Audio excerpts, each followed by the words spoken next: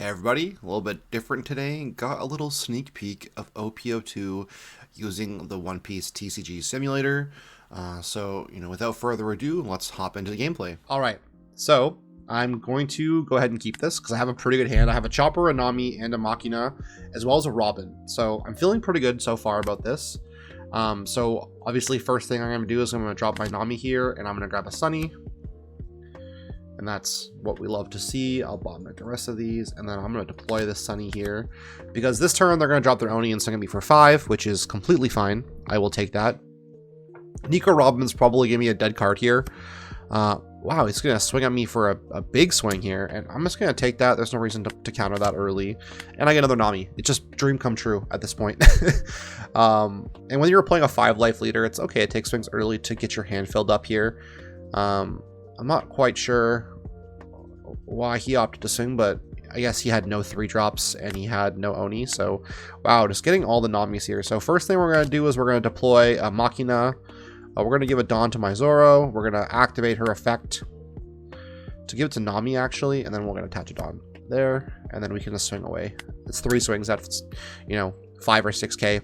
It's just so hard for your opponent to deal with early. I mean, they can counter out of it, but it's just like, do they really want to blow through their entire hand on turn, 2? Because that's not fun for anybody. So, and I have another Nami just to replenish my hand here, and I'll grab Jet Pistol.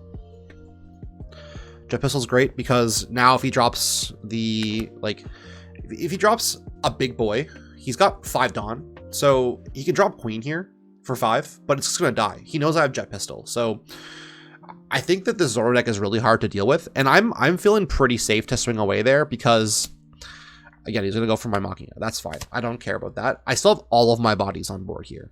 I have my Nami. I have my Sunny. I have my other Nami here. My Zoro's going to be able to buff up my Sunny with just 1 Dawn to get him to 5, and that's really, really nice. Sunny is such a great card. The 1-drop 3Ks in Zoro are just fantastic. He has 5 Dawn up, so he's got really nothing going on right now. So I'm going to try and take full advantage of that. So we'll drop another Nami here. And we'll grab the Luffy for the finisher. I want to make sure that you want to make sure that you have Luffy just because he can be such a great finisher. And then I will drop a Chopper, and then 1 there, and then we'll give 2 to this Nami. And then again, we're just swinging away. We're swinging away. 6k at leader, 5k at leader, 5k at leader. It's so hard for your opponent to deal with these swings early on. And as purple, there's no board here that purple has. Ideally, you open Oni here and you drop a 7-drop king, but at the end of the day, what's that going to get you? He's going to kill 2 of my 1-drops, and then I'm just going to respond to it. So he's bogwing my Nami swing. This guy is just burning through his entire hand just to stay alive here, which is just fine. I still have 3 bodies up, 2 suspended right now. He knows I have a Luffy and a Jet Pistol on hand because I picked those up off my Nami. And so playing a Queen here or playing a King here feels pretty bad because if I have a Otama, so there's a 7-drop King. He's going to die -2. He's going to pop 2 guys.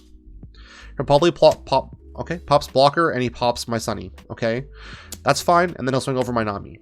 So Nami's gone and he's got 1 guy on board here. So I open another Sunny. That's amazing. So I have a couple of options of what to do here. So what we're going to do is we're going to put 1 Dawn underneath, and we're just going to Dawn up a little bit here just to force out some cards from hand. I want to just be able to swing away here. I don't really care if my guys are dying at this point, because I'm just putting pressure on his life. And now that I'm putting pressure on his life, he's going to be forced to counter out of this. He's not going to counter out of this. So what that means is that next turn, he knows I have Luffy. So I'll be able to put a lot of pressure on his board next turn. He's forced to play blockers. He's forced to keep Dawn active for counter cards because otherwise, he can't clear all of my guys without using all of his Dawn here. He's got 7 Dawn up. He can drop another 7-drop King or a 6-drop King and leave one up for Blast Breath. But the problem with that play is that I have so many ways to just take game next turn.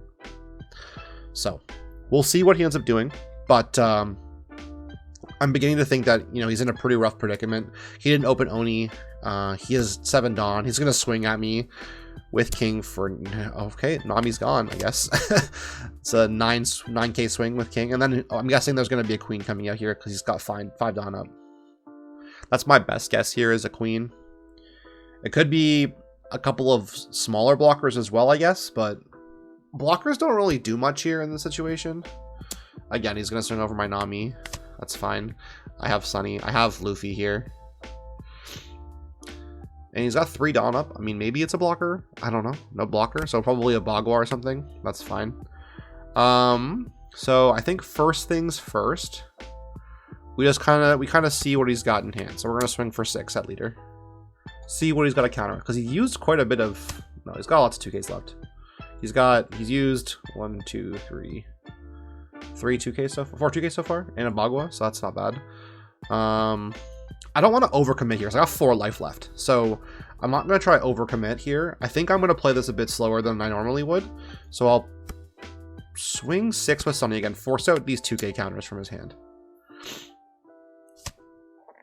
Another Bagua out, okay. That's fine. We're going to Chopper for 1, Sanji for 2, and Robin for 3, and we will end turn. Again, he could have 10 drop Kaido here, and that's fine. If he 10 drop Kaidos me, we're okay. That means that he's really, really desperate to 10 drop Kaido me there.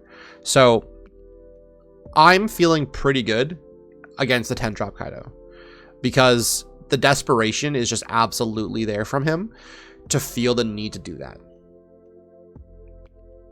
It's going to put him so far behind, and I'm establishing a board here where I'm threatening lethal. My Sanji is going to swing for, 7, 8k next turn. My Robin's going to be swinging for 5 regardless if he plays something on board. And then there's the Rush Kaido.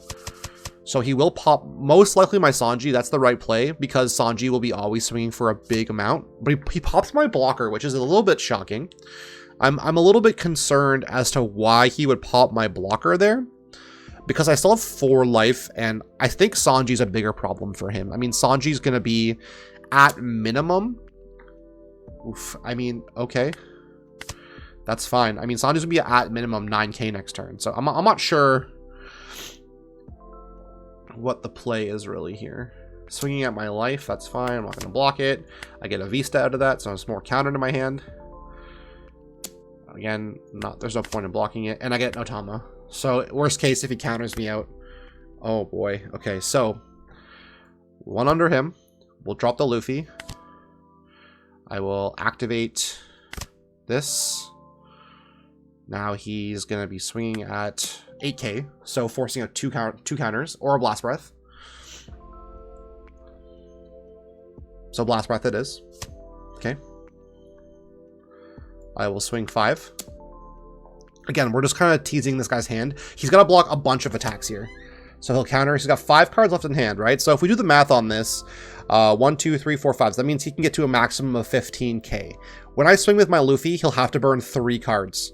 But if I swing with Zoro, he'll have to burn 2 minimum, right? So we'll swing with Zoro. He'll have to burn a 2k counter. But if I swing with Luffy here, it's 2 cards at minimum. And then the max that he can get to is only 11k, which my Zoro's at 6, 7, 8, 9, 10.